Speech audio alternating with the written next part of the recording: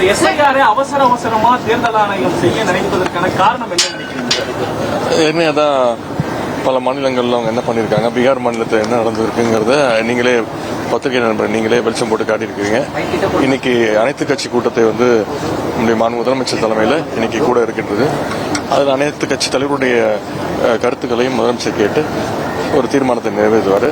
குறிப்பாக தான் எங்கெங்க தேர்தல் நடக்குதோ அங்கெல்லாம் அவங்களுக்கு, அதாவது ஒன்றிய பாஜக அரசுக்கு எது சாதகமாக இருக்கோ அது மட்டும் வச்சுக்கிட்டு அவங்களுக்கு பாதகமாக இருக்கக்கூடிய வாக்குகளை எல்லாம் நீக்குகின்ற அந்த பணிகளை வெளிப்படையாகவே அவங்க ஈடுபட்டு இருக்காங்க. இதற்கு நம்ம எதிர்ப்பு தெரிவிச்சிருக்கிறோம். தொடர்ந்து அவங்க தமிழ்நாட்டில் அவங்களுக்கு இந்த வெல்வதற்கான வாய்ப்பு கடந்த பல வருடங்களாக பாஜகவுக்கு அந்த வாய்ப்பு கிடைக்கிறது இல்லை. மக்கள் அந்த வாய்ப்பு அவங்களுக்கு கொடுக்கறது இல்லை. இன்னும் இதில் எப்படியாவது அந்த இதை பயன்படுத்தியாவது அவங்க வெற்றி பெறணும் அப்படின்னு முயற்சியில் ஈடுபட்டு இருக்காங்க. அதுதான் எங்களுடைய கருத்து.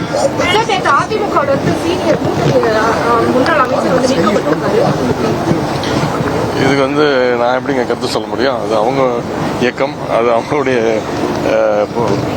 பொதுச் செயலர். நான் என்ன சொல்லியிருக்கிறேன், எதிர்கட்சி தலைவர் திரு எடப்பாடி பழனிசாமி அவர்கள் தான் இதுக்கு தான் சொன்னேன். அவர் தான் இன்னைக்குமே நிரந்தர பொதுச் செயலர் தான் இருக்கணும் அப்படிங்கிறதுக்கு இதுதான் நான் சொன்னதுதான் காரணம். சார், பல இடங்கள்ல மான்சூன் ப்ரிப்பரேஷன் நீங்க ஆய்வு பண்ணிட்டு இருக்கீங்க. சென்னையில ரோடு ஒர்க்ஸ் எந்த அளவுக்கு போயிட்டு இருக்கு?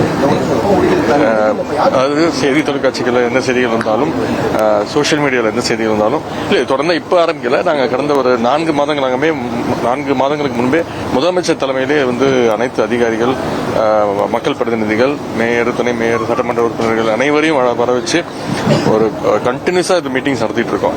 இந்த வருஷம் கிடையாது, இப்போ கடந்த 3-4 ஆண்டுகளாகவே இதை நாங்கள் முதலமைச்சர் இதை வலியுறுத்திட்டு இருக்காரு. இந்த வருஷம் நிறைய ப்ரிப்பரேஷன் பண்ணியிருக்கோம். 2-3 நாள் நல்லா மழை பெஞ்சது, இப்போ விட்டுருக்கு. இந்த ரோட் பேட்ச் ஒர்க்ஸ்லாம் இப்போ மழை விட்டதுனால இந்த கடந்த 3 நாட்களாக எல்லா இடத்துலையும் வேகமாக போயிட்டு இருக்கு. மற்றபடி WRT ஒர்க்ஸ், அப்புறம் இவங்க நகராட்சியுடைய ஒர்க்ஸ், கார்பரேஷனுடைய ஒர்க்ஸ் எல்லாமே களத்தில் பார்க்கும்போது எனக்கு நல்லா சிறப்பாக பண்ணிட்டு இருக்கிறாங்க. இன்னும் மக்கள் அதிகமாக எதிர்பார்க்குறாங்க.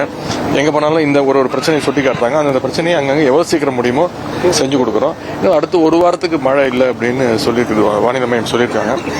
எங்கள் சைட்லேருந்து, அரசு சைட்லேருந்து அனைத்து வர்க்கும் சிறப்பாக பண்ணிக்கிட்டு இருக்கிறோம். பொதுமக்களும் அவங்களுடைய ஆலோசனைகள் சொல்லுமாறு கேட்டுக்கொள்கிறேன். இல்ல, அது சம்பந்தப்பட்ட அமைச்சரான நேரு அவர்கள் தெளிவா பதில் சொல்லியிருக்காங்க. எது இருந்தாலும் இது பழிவாங்க நோக்கத்தோடு இந்த குற்றச்சாட்டு வச்சிருக்கிறாங்க. இதை நாங்கள் சட்டப்படி சந்திக்க தயாராக இருக்கின்றோம்.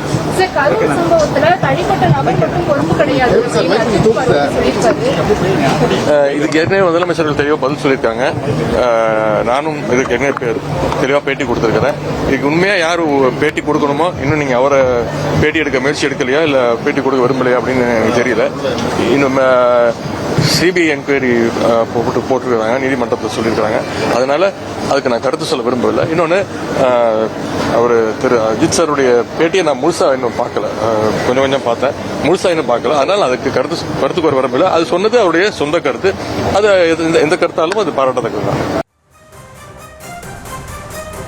தமிழ்நாடு துணை முதலமைச்சர் உதயநிதி ஸ்டாலின் செய்தியாளர்களை சந்தித்தார். அப்போது வாக்காளர் சிறப்பு தீவிர திருத்தம் மூலம் பாஜகவிற்கு பாதகமான வாக்குகளை நீக்க முயற்சி நடப்பதாகவும், மேலும் அதிமுக குறித்த கேள்விக்கு அதிமுகவில் நடந்து கொண்டிருப்பது உட்கட்சி விவகாரம் என்றும் அவர் பேசிய அந்த காட்சிகளை பார்த்தோம்.